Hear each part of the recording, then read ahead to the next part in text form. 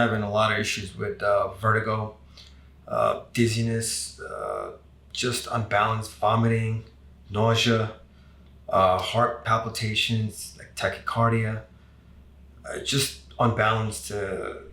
Even I've been having some like bowel movements, like I go to the bathroom more often, just uncomfortable, anxiety. 7 months now. Past 7 months. Past 7 months. Okay. You notice any particular thing that triggers it more, the vertigo? Maybe if when I'm moving my head fast, or if I'm laying down and I quickly move it to the left, I feel the unsettledness. My head will start, like the room starts spinning, and it lasts for like hours. Based on his history, and also taking a look at his x-rays as well, when I come across a case with vertigo and nausea, traditionally there's something really unbalanced. Either it's going to be a lumbar-pelvic problem, or there's going to be some serious inferiority misalignment in the spine.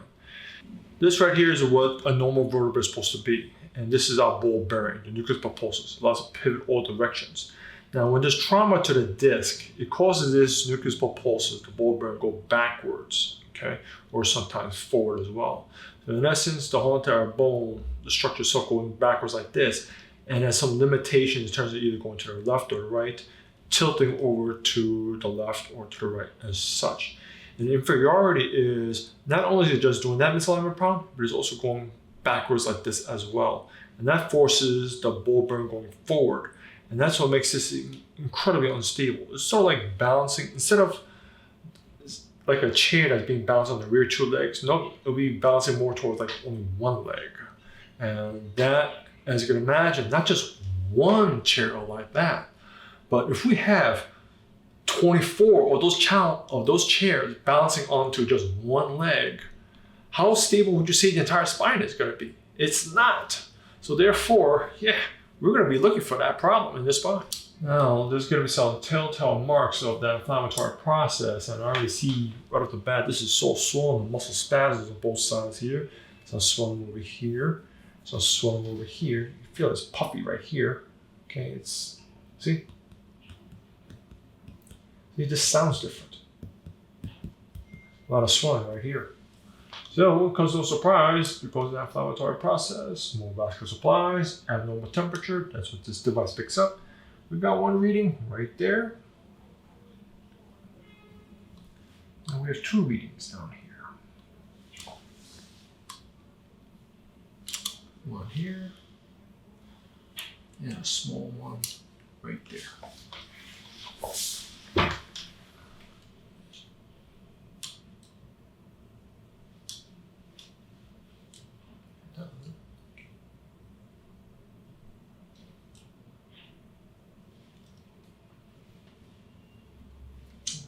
And all this swelling right here. Tender right there? A little bit. How about that? Yeah, right there.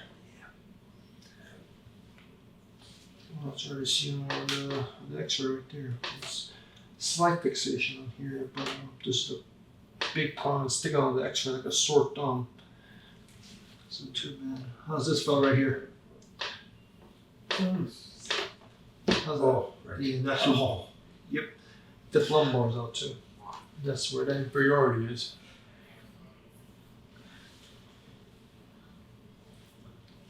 Now we're checking the biomechanics of the entire spine here. Now, there's a potential over here. I'm going to mark it. I'm going to double check afterwards. See, this one went inferior as well, right here.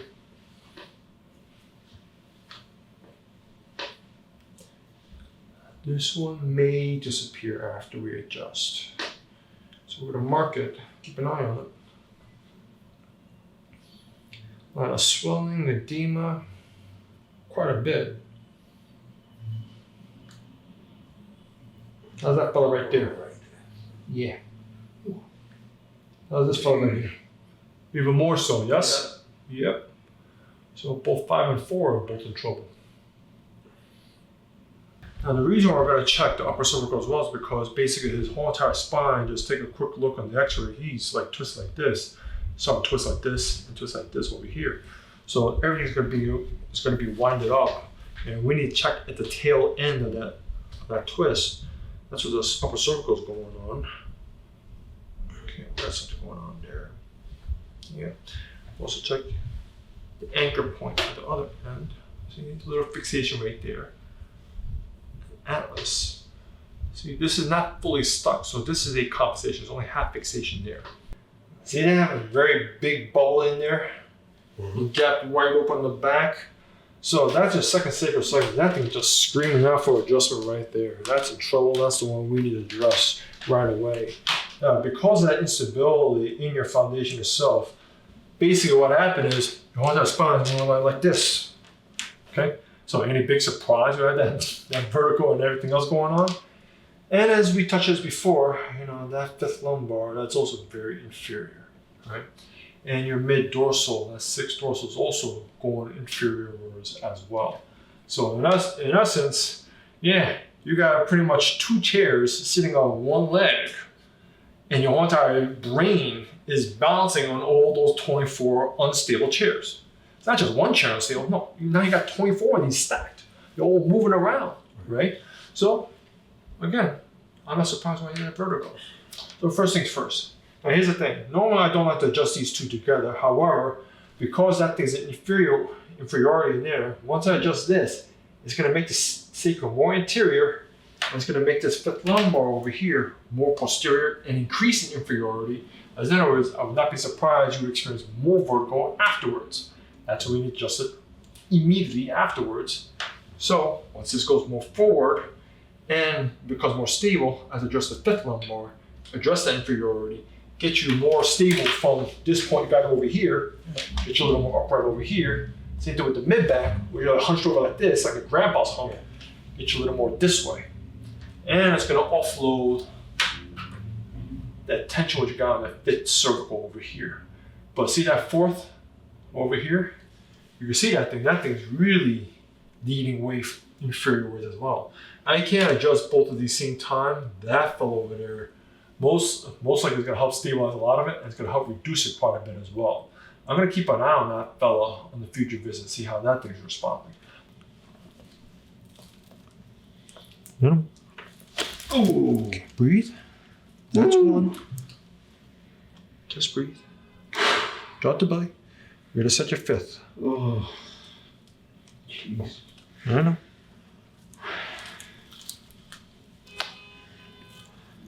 No, right there. No, let it go. I know. Oh, there it is. I know. Whew, I know. Come on up when you're ready. I need you to walk around. Oh.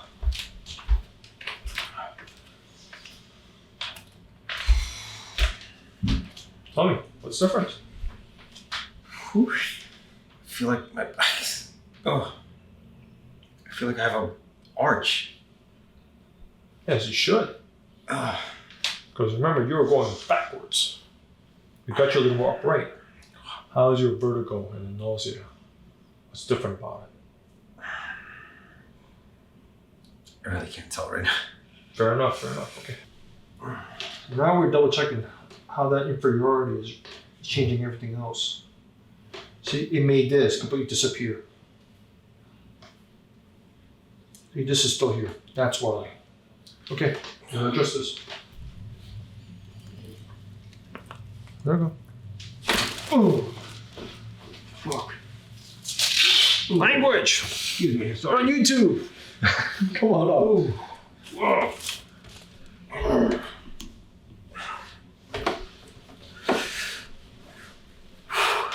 Wow, the whole thing moved. Yeah. Oh. Oh, I never had an adjustment like that before. Oh, thank you. I know it's a very powerful adjustment. And you should walk around first. So your cerebellum, which is the master gyroscope in your brain, you start recalibrating what your new posture is supposed to be. Wow.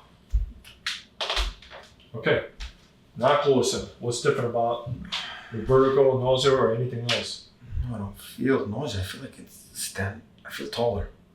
Good. Anything else? So no nausea, that's a good sign. I don't feel nausea. How's the vertigo?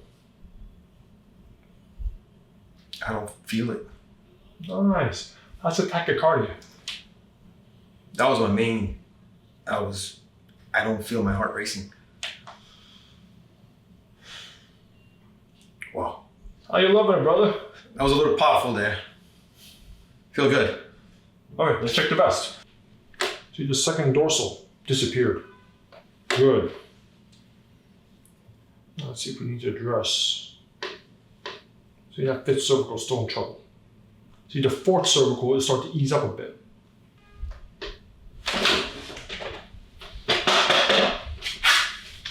Okay, walk around.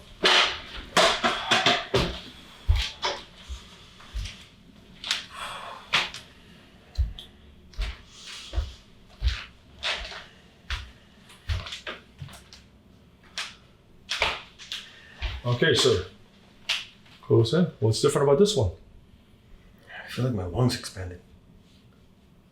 Anything else? A little flushing going on. Like I feel like.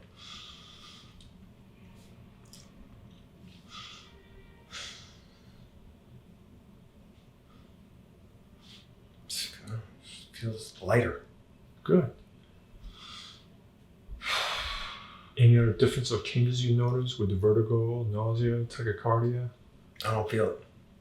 I don't feel the my heart racing or anxiety type feeling. Wow. I feel good. All right. I feel really good. Let's check the vest. Now, final inspection, I want to see.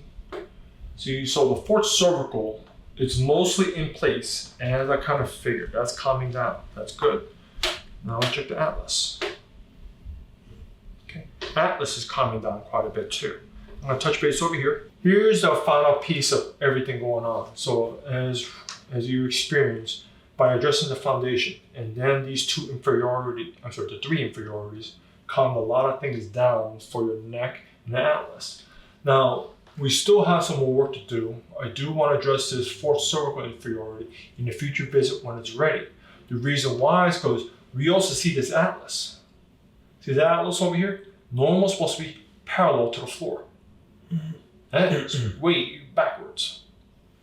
So, yeah, so that's contributing to all that vertigo and nausea. So in other words, if your head tilted like this, that's not normal, right?